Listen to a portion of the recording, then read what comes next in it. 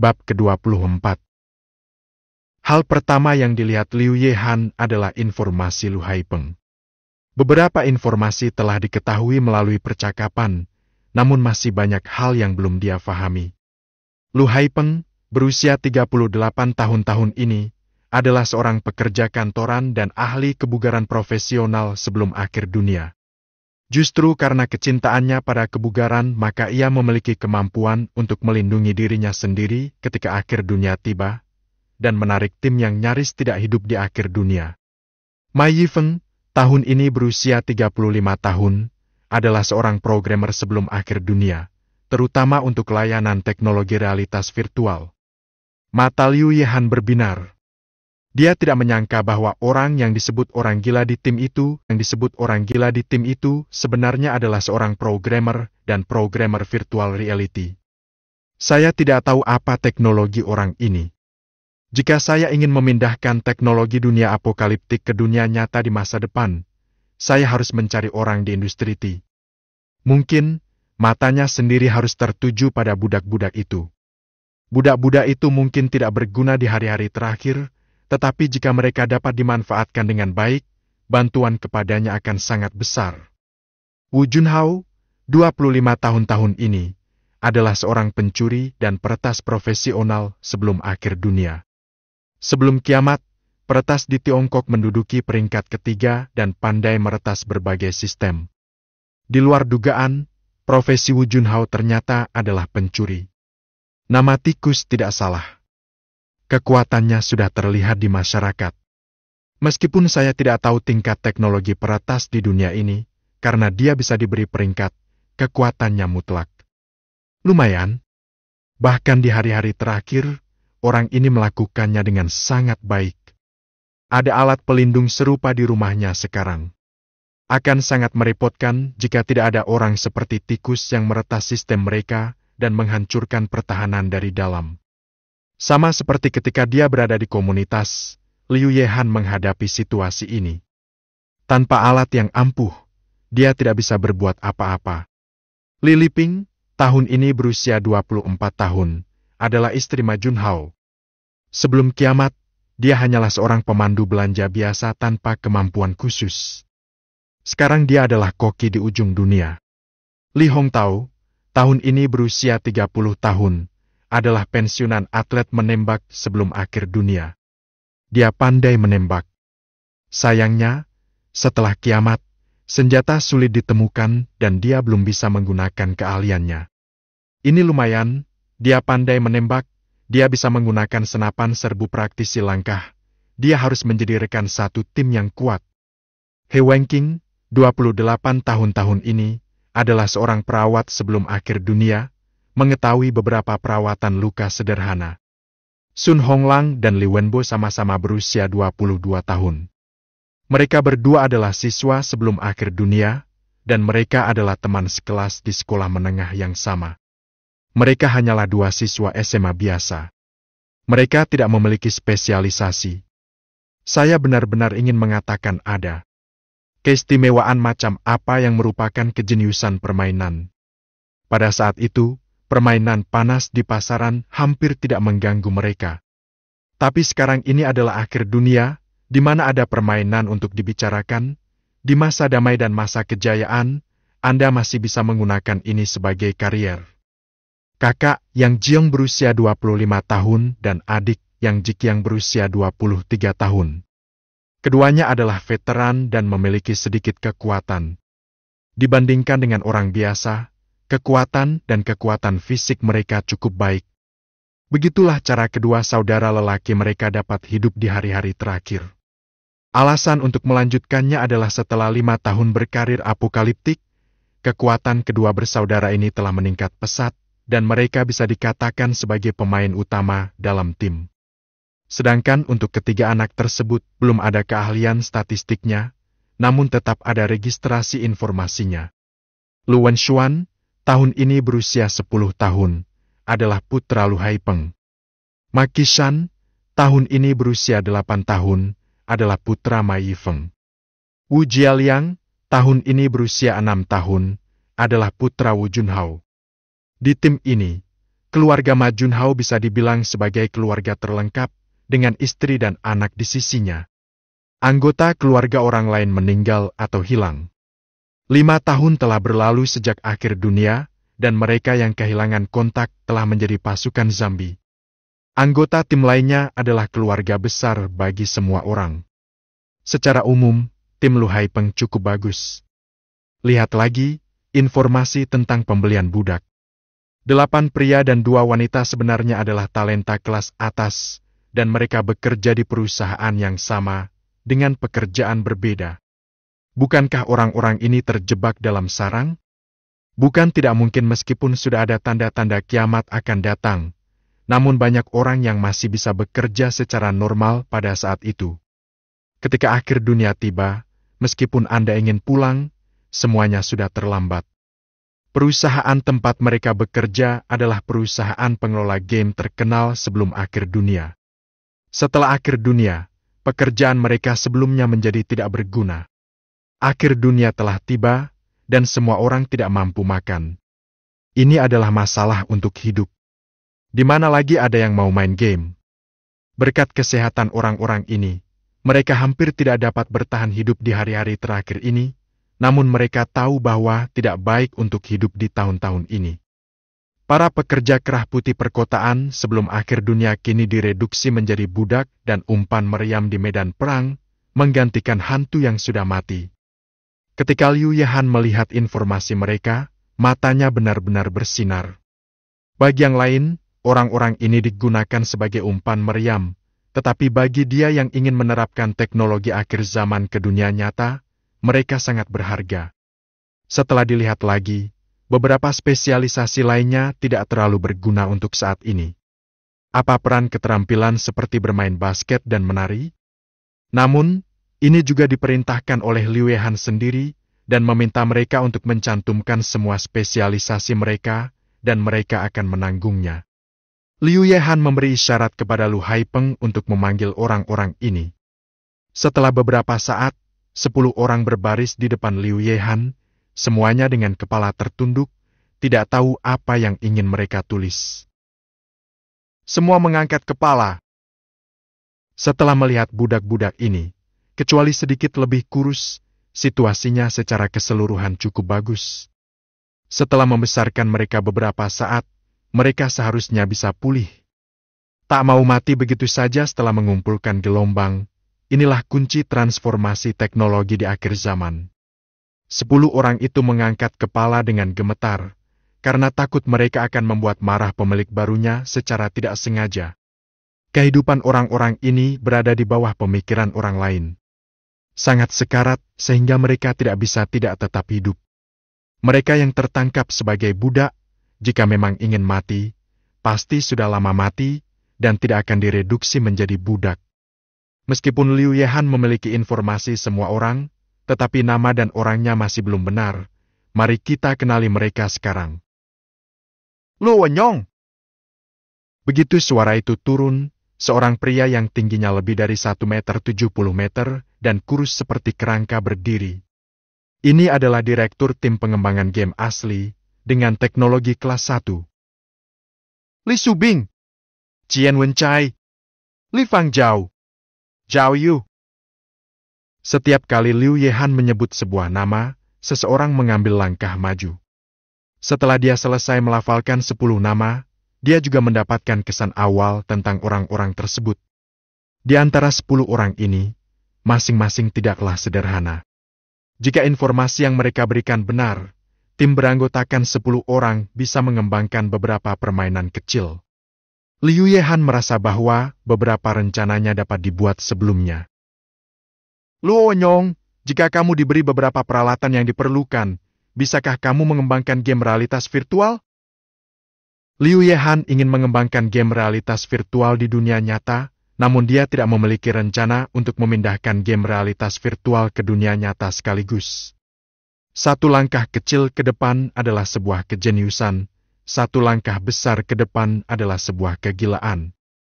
Ia pun ingin mengandalkan teknologi tersebut untuk makan dan minum di dunia nyata. Jangan lihat dia menjual emas puluhan juta dalam beberapa hari terakhir, tapi bagi orang kaya, ini bukan apa-apa. Sekarang dia didukung oleh dunia apokaliptik, dan itu masih merupakan dunia teknologi dengan teknologi yang hampir 100 tahun lebih tinggi dari dunia nyata. Wajar saja dia tidak ingin hidup sederhana seperti ini. Dia ingin menggunakan teknologi ini untuk memimpin dunia dan memimpin dunia. Dia tidak memiliki kemampuan berbicara, dia memiliki kemampuan dan sistem. Apakah dia takut dia tidak mampu melakukannya? Semula ia hanya ingin menjadi orang kaya secara diam-diam, namun anak muda tidak memiliki kemewahan apapun. Saat membaca novel sebelumnya, dia bertanya-tanya apakah game virtual reality tersebut bisa terwujud di masa hidupnya. Sekarang tiba-tiba ada kesempatan seperti itu. Kenapa repot-repot menunggu seumur hidup kalau orang lain tidak bisa? Lakukan saja sendiri. Jika Anda ingin melakukannya, tentu saja tidak hanya sekedar berbicara, Anda harus meluangkan waktu. Lu Wenyong tidak tahu mengapa Liu Yehan menanyakan pertanyaan ini tiba-tiba. Pertanyaan ini sangat sederhana baginya. Ini adalah profesinya, namun ia dibayangi oleh pemikiran bahwa profesi ini tidak membantunya di hari-hari terakhir. Tanpa mempermasalahkannya, Lu Wenyong menjawab dengan tegas. Tidak masalah, saya tidak tahu jenis permainan apa yang perlu dibuat pemiliknya. Meskipun dia tidak tahu game apa yang ingin dilakukan pemiliknya, bukankah tugas selamanya adalah mengembangkan game? Baginya, yang pernah menjadi direktur pengembangan sebuah developer game ternama sebelum kiamat, tidak ada masalah sama sekali. Tidak tahu untuk saat ini.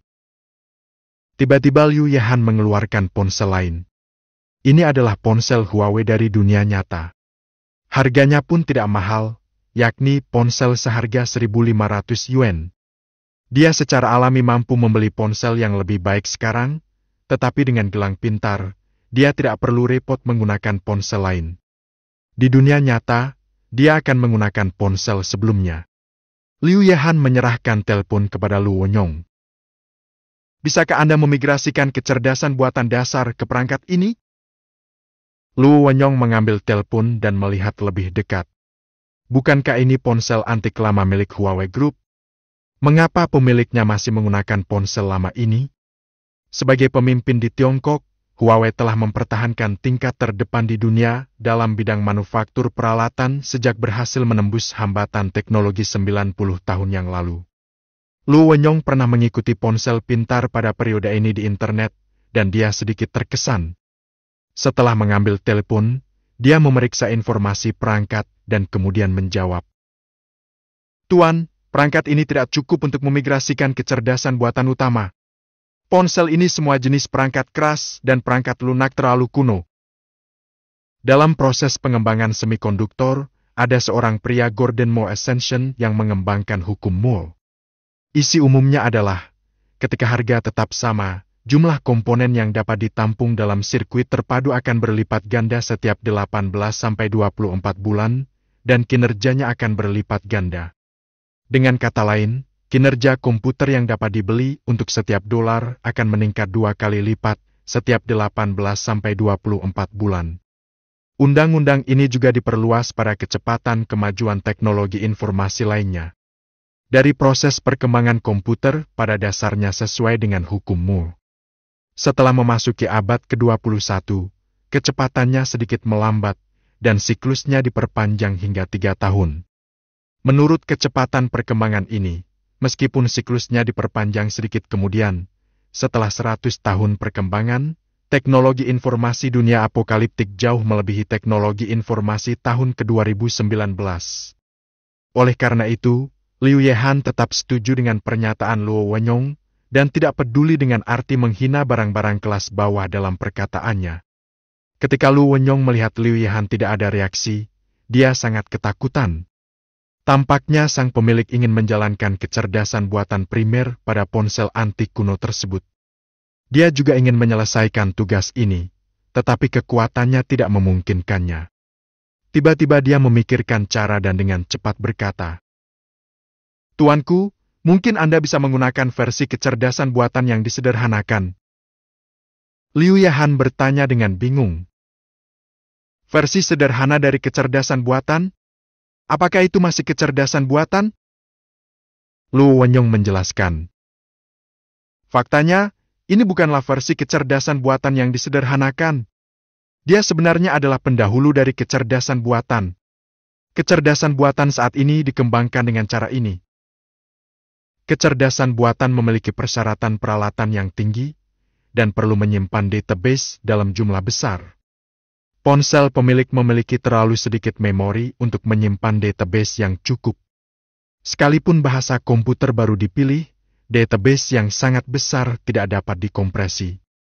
Namun kita dapat memilih pemrosesan cloud, menyimpan database di server, dan kemudian kecerdasan buatan pada ponsel dapat membacanya dari jarak jauh, sehingga dapat diwujudkan untuk menjalankan kecerdasan buatan utama pada ponsel antik ini. Mungkin karena Liu Yehan mengemukakan masalah, tetapi Luo Wenyong tidak menyelesaikannya.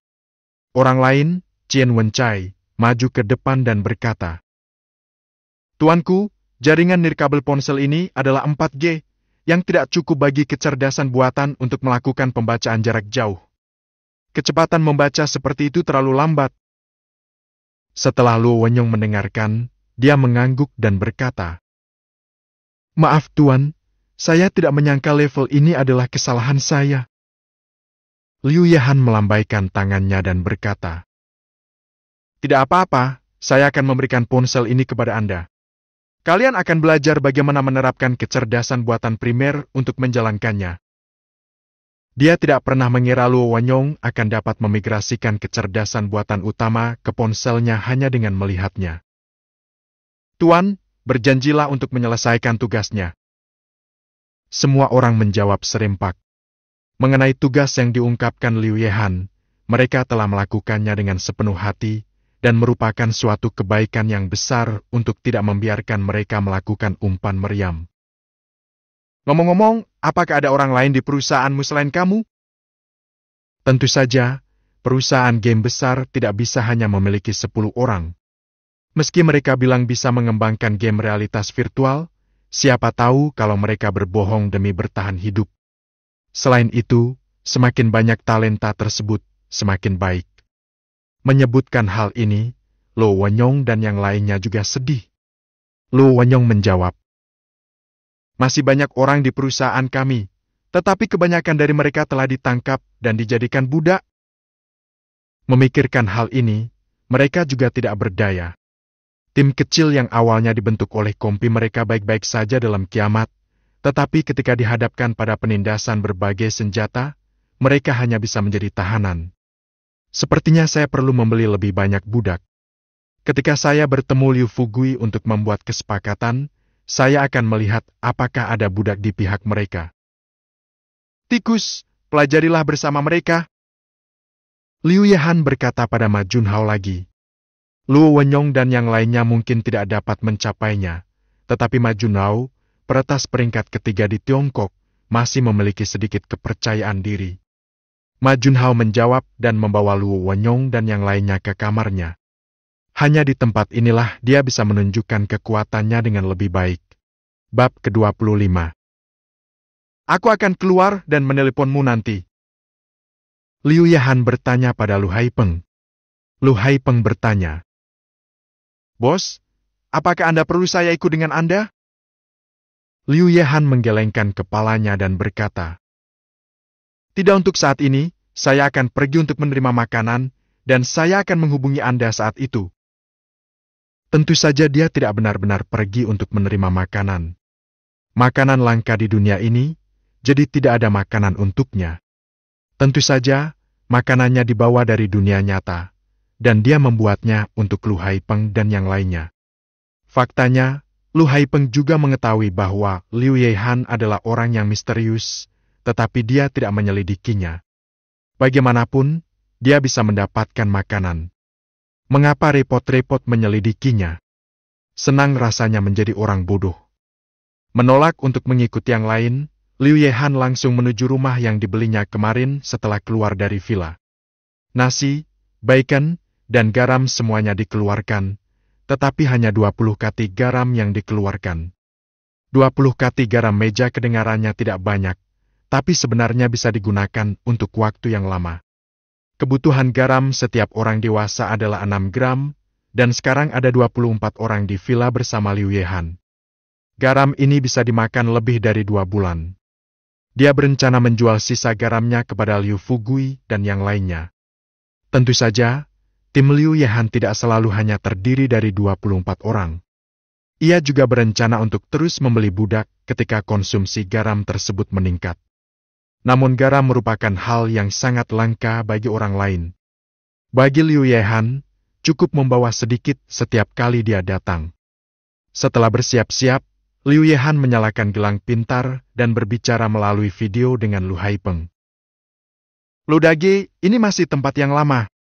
Kamu mengemudi dan membawa lebih banyak orang ke sini. Ada banyak makanan hari ini. Lu Haipeng mengangguk dan menjawab. Oke, saya akan segera datang. Mendengar ada makanan lagi, Lu Haipeng sangat gembira. Anda tidak perlu bertarung dengan zombie untuk mendapatkan cukup makanan. Jangan terlalu menjalani kehidupan seperti ini. Orang gila, Baosai, Langsai, Taozu, kemarilah dan pergi bersamaku untuk memindahkan makanan milik bos. Lu Haipeng berteriak dari ruang tamu. Makanan? Ketika semua orang mendengar makanan tersebut, tidak hanya 4 orang yang dipanggil yang keluar, tetapi yang lainnya juga berlarian keluar secara berkelompok. Baiklah, kamu tinggal di rumah, dan kita berlima akan pergi. Lu Haipeng menolak permintaan orang lain. Setelah meninggalkan villa, dia mengendarai truk off-roadnya yang telah dimodifikasi dan berangkat ke posisi Liu Yehan. Mereka tidak takut dengan zombie khusus jika saya keluar mencari selarut ini. Semua orang tidak bisa bertarung, makanan semakin sedikit, dan tim besar seperti mereka mengonsumsi lebih banyak makanan. Cepat atau lambat, kita akan seperti mereka, terpaksa pergi ke kota untuk mencari makan. Setelah Lu Haipeng pergi, para tetangga di lingkungan itu banyak mengobrol. Dalam keadaan normal, hanya ketika dia keluar untuk mencari makanan barulah Lu Haipeng mengajak sebagian besar orang keluar, dan bahkan jika dia keluar di waktu lain, dia hanya akan keluar dengan 1 atau 2 orang. Hari ini mereka berlima keluar, namun dikira oleh tetangganya bahwa mereka keluar untuk mencari lagi. Lu Haipeng tidak peduli apa yang dipikirkan orang lain, selama dia bisa mendapatkan makanan. Namun para tetangga di lingkungan tersebut tidak salah menebak. Dia memang akan mendapatkan makanan, namun alih-alih mencari makanan di dalam kawanan zombie, dia justru akan membawa makanan. Mobil dengan cepat sampai di tempat yang ditentukan.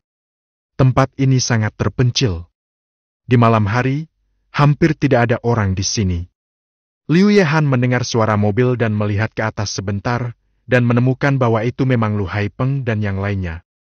Buka pintunya dan biarkan mereka masuk. Tinggalkan 1 orang di dalam mobil untuk menonton arloji, dan semua orang lainnya masuk ke dalam rumah. Tidak banyak orang di sekitar, tapi bukan berarti tidak ada siapa-siapa. Lucu kalau makanan yang dipindahkan ke mobil dicuri. Lu Dage, pindahkan ini ke mobil. Liu Yehan membuka selembar kertas minyak, dan meletakkan setumpuk nasi dan setumpuk daging asap di tanah. Nasi bunga putih mengiritasi mata semua orang, dan aroma daging yang dihasilkan oleh bacon memenuhi wajah mereka, membuat Lu Haipeng dan yang lainnya tidak bisa menahan diri untuk menelan air liur mereka sendiri. Ini terlalu kuat. Dari mana bos mendapat nasinya? Apapun yang terjadi, apakah ini nasi yang ingin kita makan? Lu Haipeng dan yang lainnya hampir lupa seperti apa rasanya bacon. Hati-hati jangan sampai melewatkan sebutir beras pun.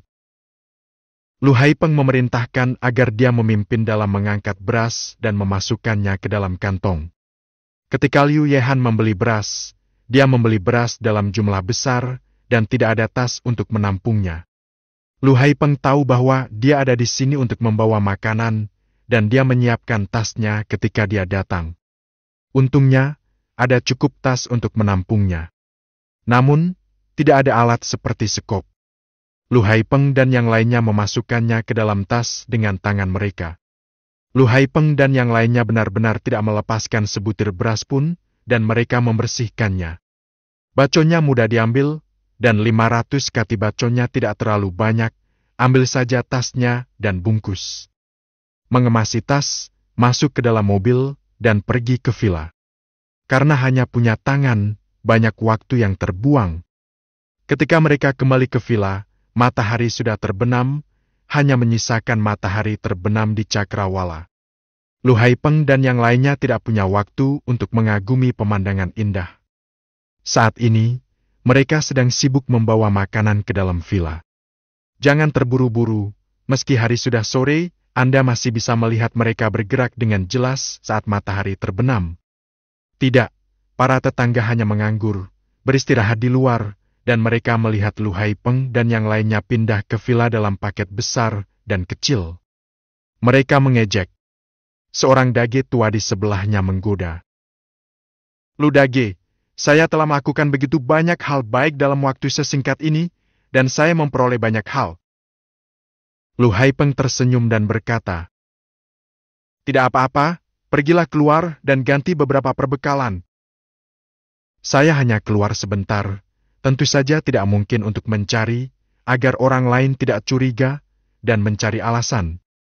Bahkan, mereka seringkali menggunakan apa yang tidak mereka perlukan untuk ditukar dengan beberapa bahan bermanfaat yang ada di pasaran. Hanya saja sebelumnya 1 atau 2 orang pergi untuk bertukar perbekalan, bukannya membentuk tim seperti hari ini. Butuh tim untuk bertukar materi? Entah mereka percaya atau tidak, dia tetap mempercayainya. Kemudian dia meminta orang lain untuk mempercepat transportasi. Untung saja barangnya tidak terlalu banyak. Semua orang akan selesai bergerak setelah 2 perjalanan. Kembali ke villa. Liu Yehan meminta Li Liping dan para wanita untuk memasak, semuanya membuat nasi, masing-masing dengan setengah kati bacon. Bos, apakah ini terlalu boros? Li Liping bertanya. Semua orang biasanya makan bubur, dan hanya memasak nasi saat keluar mencari. Istirahat di rumah pada malam hari seperti ini kebanyakan berbahan dasar bubur. Enaknya kalau ada nasi, tapi sekarang ditemani bacon yang enak. Makan malam ini terlalu kaya. Tidak perlu menghemat makanan, makanlah dengan percaya diri, aku akan membawa lagi saat tidak ada makanan. Liu Yehan melambaikan tangannya. Jika Anda ingin orang bekerja keras, Anda harus memberi mereka makan terlebih dahulu. Bagi Liu Yehan, dia tidak pernah berpikir untuk mengurangi aspek ini. Di malam hari, nasi rebus bacon yang lezat disajikan. Aroma yang kuat memenuhi seluruh ruangan, menyebabkan semua orang ngiler. Di bawah perintah Liu Yehan, makan malam di malam hari meningkatkan nafsu makan. Rata-rata, setiap orang makan setidaknya 3 mangkok nasi, yang membuat orang yang belum makan cukup makan akan membuat perutnya kenyang. Terutama Luo Wenyong dan yang lainnya, dalam karir perbudakan mereka sebelumnya, mereka hampir tidak mampu mempertahankan hidup mereka. Sekarang mereka tiba-tiba mendapat cukup makanan. Mereka terlalu senang. Hal ini membuat mereka sangat berterima kasih kepada Liu Yehan. Mereka diam-diam berusaha menyelesaikan tugas sang master, agar bisa hidup dengan baik. Meskipun nasi bacon yang direbus enak, Liu Yehan hanya makan sedikit dan meninggalkannya. Akhirnya, Liu Yehan memerintahkan. Di masa depan, mari kita memasak sesuai standar saat ini. Ya, bagus, besok akan ada daging untuk dimakan. Si kecil Luan Xuan menangis gembira ketika mendengar ada daging untuk dimakan. Yang lain juga tertawa. Villa ini penuh kegembiraan di malam yang gelap. Liu Yehan merasa jam biologisnya akan kacau. Dunia nyata datang untuk istirahat malam, tapi di akhir dunia, saat itu sore hari, dan setengah hari hilang di antaranya. Di malam hari, dia masih belum mengantuk, dan dia menggunakan helm virtual untuk belajar di dunia maya selama 1 malam. Walaupun permainan di helm virtual tidak banyak, masih banyak yang mengajarkan dunia. Tapi itu lebih baik daripada membosankan dalam keadaan linglung di dalam ruangan. Ketika dia bangun keesokan harinya, Liu Yehan penuh energi, dan dia tidak terlihat kelelahan sama sekali. Hal ini terkait dengan kebugaran fisik Liu Yehan sendiri. Ketika helm virtual dikembangkan, awalnya dirancang untuk menerima informasi dari dunia maya. Belakangan diketahui bahwa memakai helm sebagai pengganti tidur malam juga memiliki fungsi istirahat. Namun, ini bukanlah pengganti tidur yang utuh dan masih perlu istirahat sejenak, namun kabin nutrisi yang ditemukan kemudian menyadari sepenuhnya efek pengganti tidur. Selama nutrisi di kabin nutrisi tercukupi, sebagian orang mungkin tidak keluar selama seminggu. Terkadang Liu Yehan berpikir bahwa ketika dia melakukan perjalanan ke dunia apokaliptik, dunia nyata berhenti berfungsi, dan ketika dia melakukan perjalanan ke dunia nyata, dunia apokaliptik bergerak.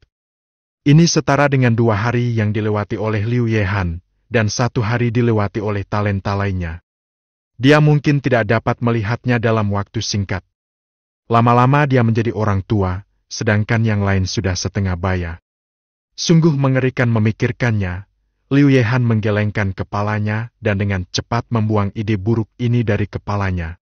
Mungkin sistem memiliki cara untuk mengatasi situasi ini di masa depan. Dini hari berikutnya, setelah sarapan, Liu Yehan duduk di ruang tamu. Saat ini ruang tamu sudah dibersihkan, dan segala sesuatu yang semula diletakkan di ruang tamu telah dipindahkan ke ruangan lain. Ia merasa tempat ini masih terlalu kecil. Jumlahnya ada 24 orang, banyak yang sekamar, dan jumlahnya pas-pasan. Liu Yehan juga berencana untuk terus membeli kembali beberapa budak, ketika villa ini benar-benar tidak mencukupi, dan sepertinya dia perlu mencari tempat yang lebih besar. Sudah beberapa hari sejak akhir dunia, sebagian besar waktu berada di tempat yang terbatas, dan saya belum pernah ke tempat lain. Jika Anda ingin mencari tempat yang lebih besar, Anda harus bertanya kepada seseorang. Ludagi, kamu tahu di mana ada tempat yang lebih aman di dekat sini, dengan lebih banyak orang yang bisa hidup? Mencari seseorang tentu saja mencari Lu Haipeng, yang telah tinggal di sini selama 5 tahun. Lu Haipeng berpikir sejenak dan menjawab. Ada banyak tempat yang bisa ditinggali, tetapi jika aman, tidak akan ada. Awalnya lokasi ini adalah kawasan industri. Tidak banyak rumah besar. Beberapa komunitas besar terpecah ke dalam kota. Kotanya hilang, dan hanya ada segelintir rumah di luar kota. Jika villa-villa di sini tidak terlalu jauh dari dalam kota, pasti akan ditempati oleh orang-orang dari dalam kota. Lu Haipeng mengatakan yang sebenarnya bahwa bangunan fondasi yang besar dan aman berada di dalam kota, tetapi di luar kota, bangunan tersebut adalah bangunan rendah atau terpencil.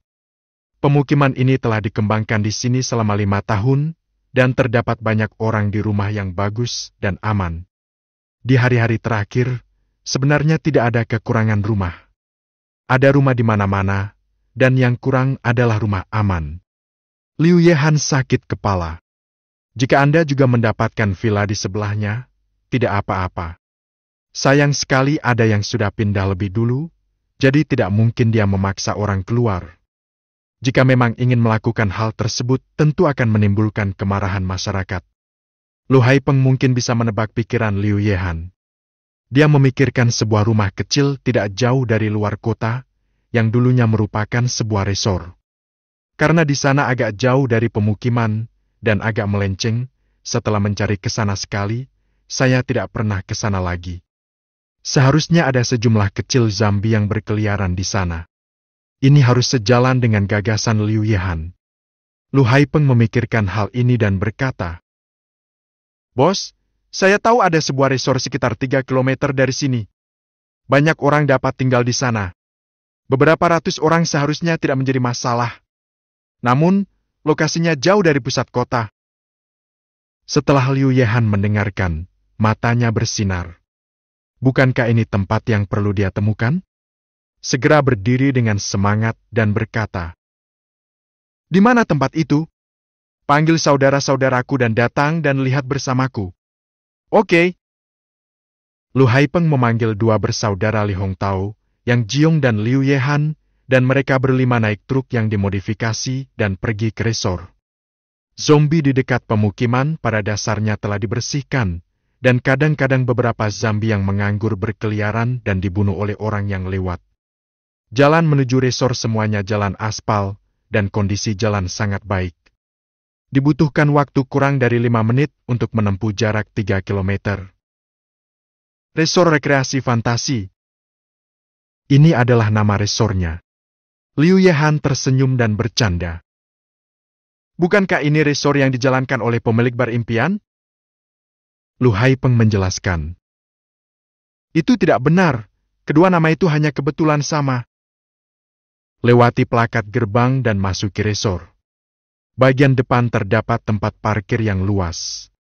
Saat ini, ada 3 atau 2 zombie berkeliaran di atas tempat parkir. Deru truk menarik zombie-zombie yang berserakan. Tidak ada yang datang ke sini untuk waktu yang lama, dan zombie yang berkeliaran memenuhi resor lagi. Meratap. Zombie-zombie itu seperti orang gila, bergegas ke arah ini dengan panik. Ledakan. Senapan serbu praktisi di tangan Li Hongtao menyemburkan lidah api, dan darah berceceran dari dahi zombie tidak jauh dari situ. Zombie itu, di bawah pengaruh kelembaman, berjalan beberapa langkah ke depan dan berhenti bergerak. Keahlian menembak yang bagus. Liu Yehan dengan tulus mengagumi bahwa zombie itu berada hampir 100 meter dari sini, dan sangat bagus untuk mengenai alisnya. Setelah mengetahui bahwa Li Hongtao adalah seorang atlet menembak, Liu Yehan menyerahkan senapan serbu yang dilelang kepadanya. Bang bang bang. Li Hongtao mengangkat tangannya ke atas senapan, dan dengan tenang melihat zombie yang berkerumun, satu tembakan pada satu waktu, dan setiap tembakan mengenai kepala zombie. Bagian penting dari zombie adalah kepala. Jika kepalanya tidak dipatahkan atau dipotong, zombie tersebut dapat bertahan. Dengan senapan serbu praktisi, Li Hongtao sendiri memblokir kedatangan sejumlah besar zombie. Sangat disayangkan senapan serbu praktisi hanya mempunyai 30 butir peluru. Dengan 30 peluru, 30 zombie dimusnahkan. Ada lebih dari 30 zombie berkeliaran di resor, dan suara tembakan menarik zombie dari jauh. Saudaraku, sisanya terserah kamu. Liu Yehan berteriak, dia mengeluarkan pipa besinya dan melihat zombie datang. Yang lain mengeluarkan senjatanya sendiri, keluar dari mobil, dan mencari sudut dengan punggung menempel ke dinding. Setiap orang adalah orang yang telah bertahan selama 5 tahun di hari-hari terakhir. Tak perlu dikatakan lagi, keterampilan membunuh zombie telah diintegrasikan ke dalam tulang mereka. Saat pertama kali bertemu zombie, Liu Yehan masih sangat ketakutan, namun setelah pertempuran berdarah di komunitas, dia sudah melupakan rasa takutnya.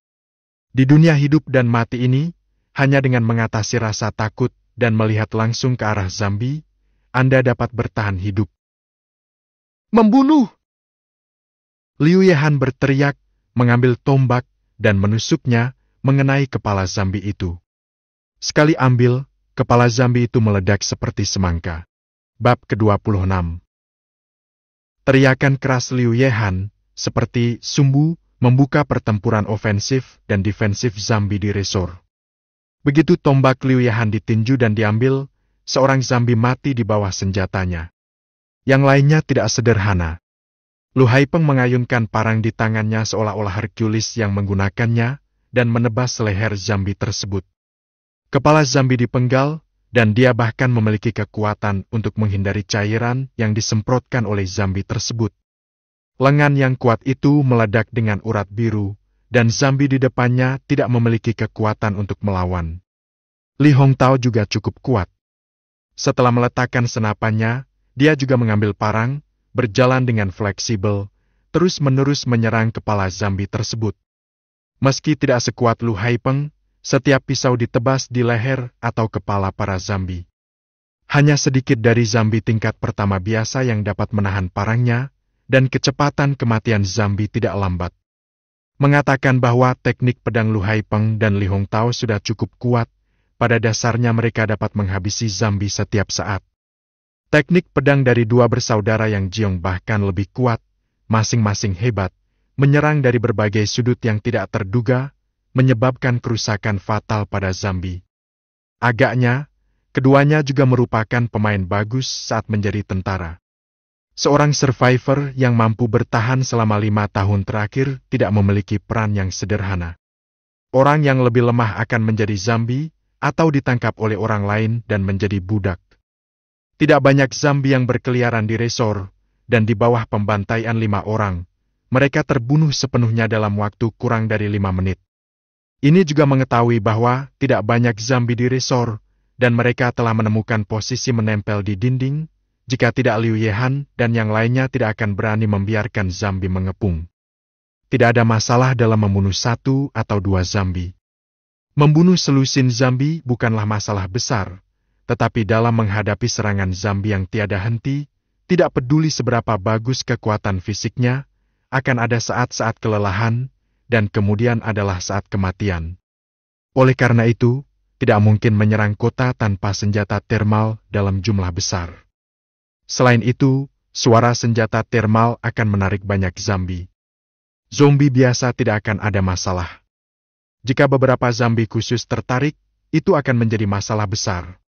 Ini juga merupakan fakta bahwa sebagian besar orang yang selama di pemukiman tersebut mengandalkan tenaga untuk perlahan-lahan maju ke kota. Itu hanyalah zombie yang dibunuh oleh para penyintas. Setelah beberapa saat, mereka akan dipenuhi dengan zombie yang berkeliaran dari daerah lain. Untungnya, jumlah orang di resor itu sendiri sedikit, dan beberapa kali dibersihkan oleh penyintas lainnya. Kali ini, Liu Yehan dan yang lainnya menarik lebih dari 100 zombie. Setelah memastikan bahwa tidak ada lagi zombie di sekitarnya, kedua bersaudara yang Jiong mulai mengumpulkan kristal energi di belakang kepala zombie, sementara Lu Haipeng dan yang lainnya sedang membunuh beberapa zombie yang belum mati di tanah. Dalam menghadapi zombie kalian harus waspada, dan tidak sengaja tercakar zombie bisa merepotkan. Saat yang Jiong dan yang lainnya mengumpulkan kristal energi, Liu Yehan juga memeriksa catatan misinya sendiri. Selamat telah menyelesaikan tugas pertama. Selamat, Anda telah mendapatkan 200 poin. Selamat telah menyelesaikan tugas kedua. Selamat, Anda telah mendapatkan 500 poin. Liu Yehan terkejut bagaimana dia menyelesaikan kedua tugas tersebut. Jumlah zombie yang terbunuh kali ini harus lebih dari 10, dan tidak ada keberatan terhadap 10 zombie level pertama yang menyelesaikan misi pertama. Tapi bagaimana Anda menyelesaikan tugas kedua? Ini untuk membunuh 100 zombie tingkat pertama. Menyelesaikan tugas adalah hal yang baik, tetapi alangkah baiknya jika Anda dapat menemukan aturannya. Sejak menerima tugas tersebut, dia telah membunuh zombie-zombie tersebut sekarang, yaitu zombie yang dibunuh oleh Lu Haipeng dan yang lainnya dihitung di kepalanya. Artinya semua zombie yang dibunuh oleh suatu tim termasuk dalam progres tugasnya. Saya tidak tahu seberapa besar tim ini. Tidak mungkin dia mempekerjakan 1000 orang untuk membunuh 1 zombie dan menyelesaikan tugasnya, bukan? Lihatlah kemajuan tugas ketiga. Kemajuan tugas 201.000. Artinya, meskipun ada 3 tugas untuk membunuh zombie tingkat pertama pada saat yang sama, tampaknya tidak akan membunuh zombie dan menghitung kemajuan dari ketiga tugas tersebut. Sebaliknya, mereka akan diselesaikan satu persatu sesuai dengan urutan tugas yang diterima. Tahan ide untuk menarik zombie keluar untuk segera menyelesaikan tugas. Setelah menyelesaikan 2 tugas, saya sekarang memiliki 700 poin. Dan saya tidak tahu apa yang akan ditukar di mal. Membuka antarmuka mal dengan gembira, dan seperti yang diharapkan, itu tidak lagi kosong, dan ada 4 item lagi di dalamnya. Ramuan evolusi genetik tingkat pertama, harga 100 poin. Ini adalah pertama kalinya Liu Yehan menukarkan suatu barang. Ramuan yang dapat meningkatkan berbagai nilai tubuh manusia kini telah muncul kembali di antarmuka penebusan. Ramuan energi tingkat pertama, harga 10 poin. Itu adalah sebotol ramuan biru, cahaya biru, memancarkan warna menawan, seolah menyedot jiwanya. Apakah ramuan ini sangat murah? Bukankah itu sampah? Setelah minum, dia dapat langsung memulihkan seluruh kekuatan fisiknya. Iya, harganya murah, tapi fungsinya tidak sederhana. Bisakah kamu memulihkan seluruh staminamu dalam sekejap? Ramuan stamina? Ruang penyimpanan yang ditingkatkan, harga 100 poin. Tambahkan 0,1 meter pada panjang, lebar, dan tinggi ruang penyimpanan. Apakah peningkatannya lebih dari 0,1 meter? Kelihatannya tidak banyak, namun setelah dihitung dengan cermat, ruang tambahannya tidak terlalu kecil. Tempat penyimpanan aslinya berukuran panjang, lebar, dan tinggi 1 meter. Jika Anda membeli ruang penyimpanan ini untuk peningkatan, ukurannya akan menjadi 1,1 kali 1, 1 kali 1, 1 sama dengan 1,331 meter kubik setelah peningkatan, yang merupakan sepertiga dari volume sebelumnya. Untuk sementara menekan keinginan untuk segera mengembangkan ruang penyimpanan, dan ada satu item yang tidak diperiksa. Peningkatan atribut karakter, harga, 10 poin. Jika Anda mengkonsumsi 10 poin, Anda bisa mendapatkan 1 poin. Anda sebenarnya bisa memperkuat karakter Anda, dan 10 poin bisa ditukar dengan 1 poin, yang sepertinya cukup murah. Pada awalnya, peran Liu Yehan sendiri cukup hemat biaya, tetapi sedikit merugi setelah memikirkannya. Bayangkan meminum sebotol ramuan evolusi genetik untuk membuat semua atributnya mendapat lompatan kualitatif, sedangkan ramuan evolusi genetik tingkat pertama hanya membutuhkan 100 poin. Jika digunakan untuk peningkatan atribut karakter, hanya 10 poin atribut yang dapat diperoleh. Menurut panel informasi karakter, ada 4 atribut yang memerlukan ascension, dan rata-rata atribut hanya 2,5 poin, yang sangat tidak ekonomis. Namun, Liu Yehan tahu bahwa seseorang hanya dapat meminum 1 botol ramuan evolusi genetik pada setiap tahap. Tampaknya keempat item itu sangat berguna, dan Liu Yehan tidak tahu harus memilih apa untuk ditukar untuk sementara waktu. Saya sendiri telah meminum ramuan evolusi genetik, jadi saya tidak dapat menggunakannya untuk sementara, dan saya tidak ingin memberikannya kepada siapapun saat ini.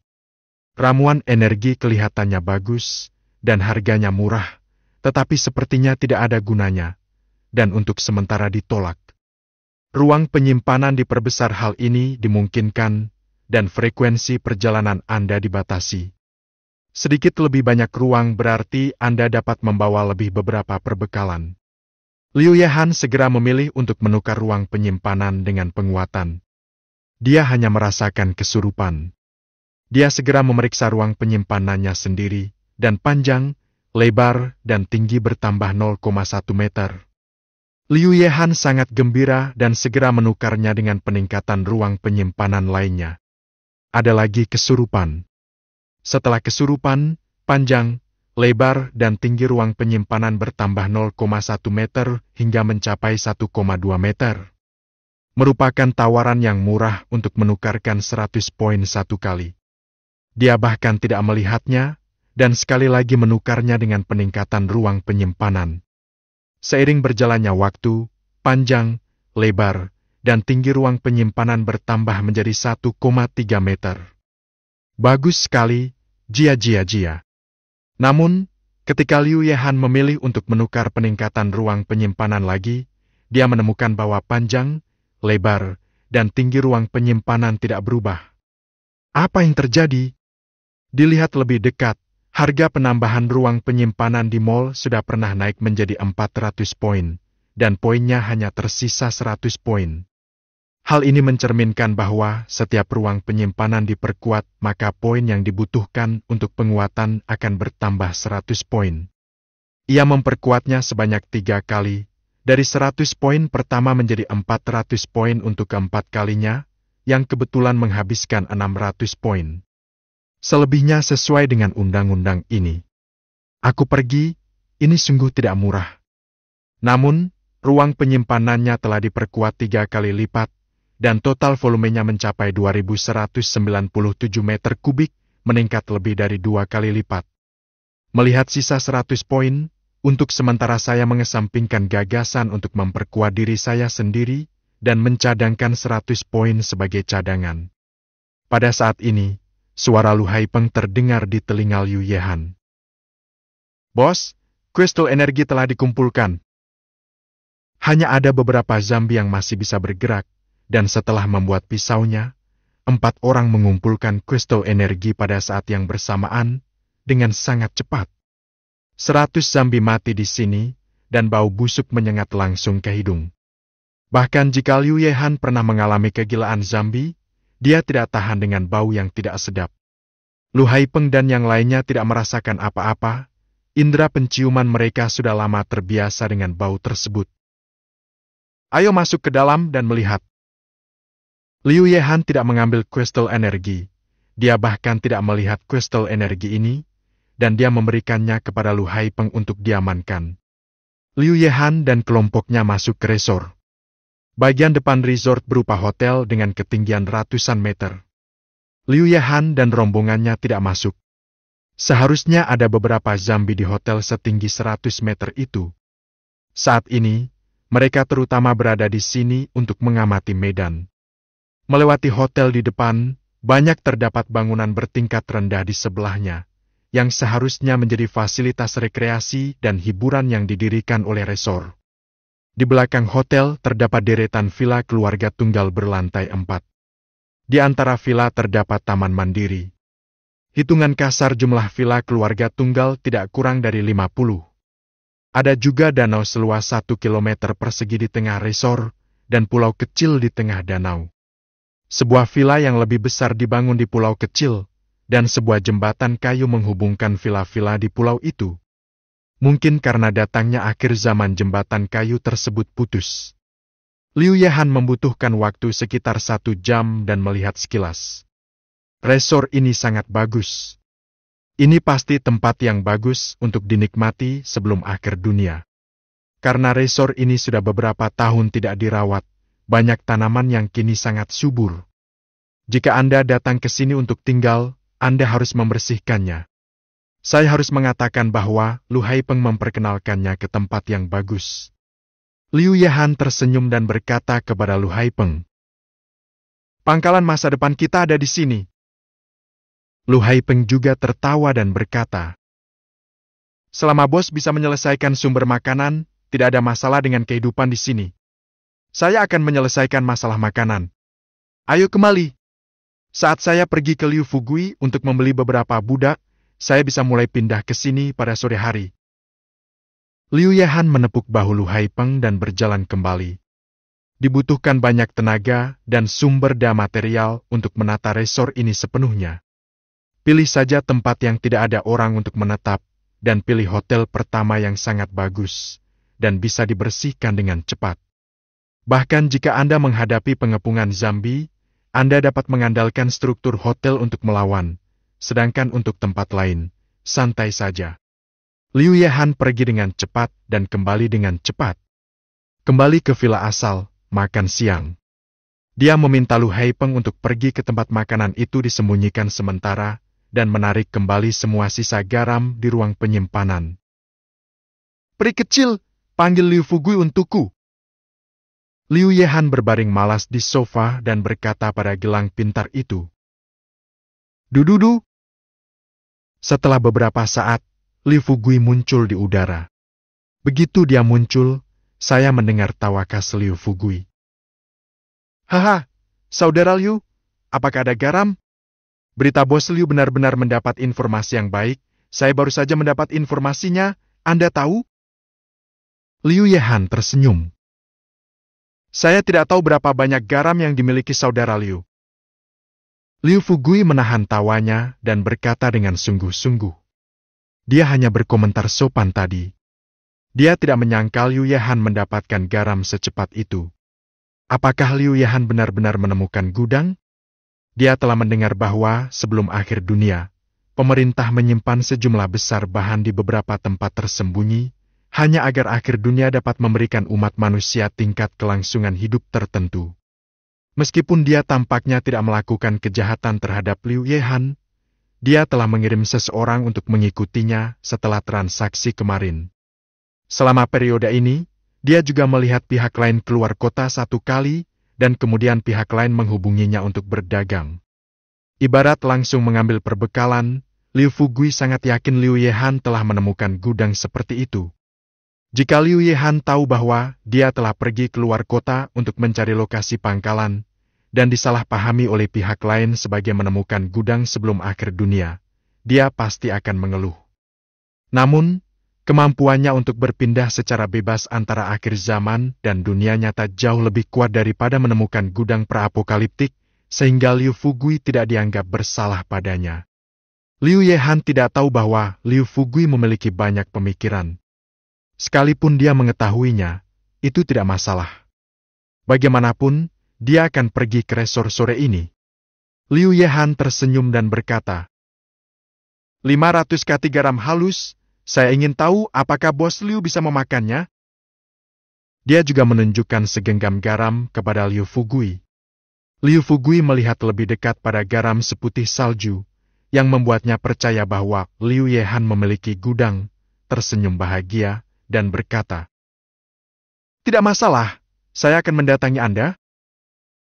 Garam berbeda dengan makanan kaleng. Orang bisa memilih makanan lain selain makanan kaleng, tapi mereka tidak bisa hidup tanpa garam. Untuk kamar dagang Fuiyuan, 500 kati garam meja benar-benar bebas tekanan, bahkan di dalam kota pun cukup untuk dikonsumsi. "Tidak, biarkan aku menemukanmu, kamu di mana?" Liu Yehan menggelengkan kepalanya dan menolak usulan pihak lain. Dia juga ingin mencari Liu Fugui untuk mendapatkan lebih banyak budak. "Aku ada di rumah lelang, datang langsung ke sini, dan aku akan menunggumu di sini." Liu Fugui menduga Liu Yehan mungkin memiliki sesuatu untuk menemukannya, jadi dia langsung mengatakan lokasinya. Liu Yehan menjawab, "Oke, tidak masalah." Mematikan gelang pintarnya, Liu Yehan menemukan 4 orang yang pergi bersamanya ke resor hari ini, dan berkendara menuju pusat kota dengan membawa garam. Bab ke-27. Karena kendaraan dari luar kota tidak bisa langsung masuk ke dalam kota, ketika mendekati dalam kota, Liu Yehan mencari alasan untuk membiarkan mereka pergi.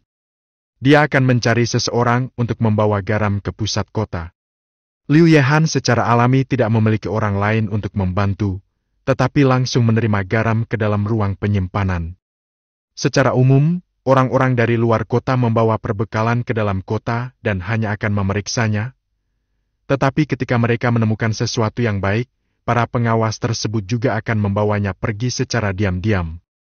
Orang yang tidak memiliki latar belakang memasuki pusat kota tidak hanya harus dibayar biaya kota, tetapi kebanyakan orang juga kehilangan barang. Anda ingin mengatakan bahwa inspektur mencuri barang-barang Anda?